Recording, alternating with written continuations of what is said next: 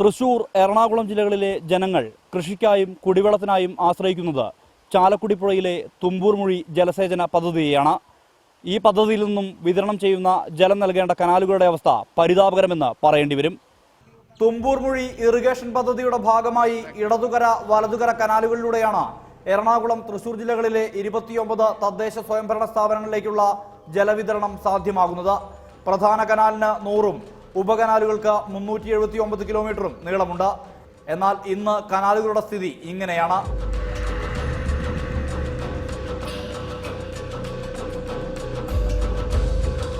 പൊട്ടിപ്പൊളിഞ്ഞ കനാലുകളിലൂടെ നീരൊഴുക്കുമ്പോൾ കടുത്ത ജലശോഷണമാണ് സംഭവിക്കുന്നത്.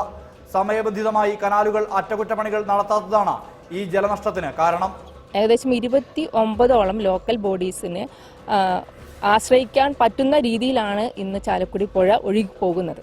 അതുപോലെ തന്നെ അതിൽ നിന്നും വരുന്ന ഇറിഗേഷൻ പ്രൊജക്റ്റുകൾ എന്ന് പറയുന്നത് തന്നെ ഇത്തരത്തിലുള്ള എല്ലാ പഞ്ചായത്തുകളെയും സാറ്റിസ്ഫൈ ചെയ്യുന്ന രീതിയിലാണ് നാളിതുവരെയായിട്ട് മുന്നോട്ട് പോയിട്ടുള്ളത്. അതിനിടയിൽ നമുക്ക് ഇപ്പോഴുണ്ടാകുന്ന മഴ ലഭ്യതയുടെ കുറവ് മൂലവും അതുപോലെ തന്നെയുള്ള യഥാർത്ഥ രീതിയിലുള്ള കനാലുകളുടെ മെയിൻ്റനൻസിൻ്റെ കുറവും മൂലം ഇത് ഈ പറയുന്ന 29 ഗ്രാമപഞ്ചായത്തുകളിലേക്കും എത്തിക്കാൻ സാധിക്കാത്ത ഒരവസ്ഥാവിശേഷമാണുള്ളത്.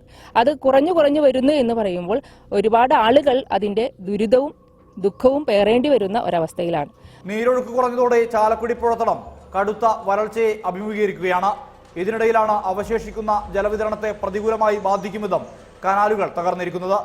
അടിയന്തര പ്രാധാന്യത്തോടെ അറ്റകുറ്റപ്പണികൾ പൂർത്തിയാക്കി ജലവിതരണം സുഗമമാക്കണമെന്നാണ് പുഴയെയും കനാലിനെയും ആശ്രയിക്കുന്നവരുടെ ആവശ്യം. ക്യാമറമാൻ ഷഹീർ ഗുരുവായൂരിനൊപ്പം സുർജിത്ത് അയ്യപ്പത്ത്, റിപ്പോർട്ടർ, തൃശൂർ.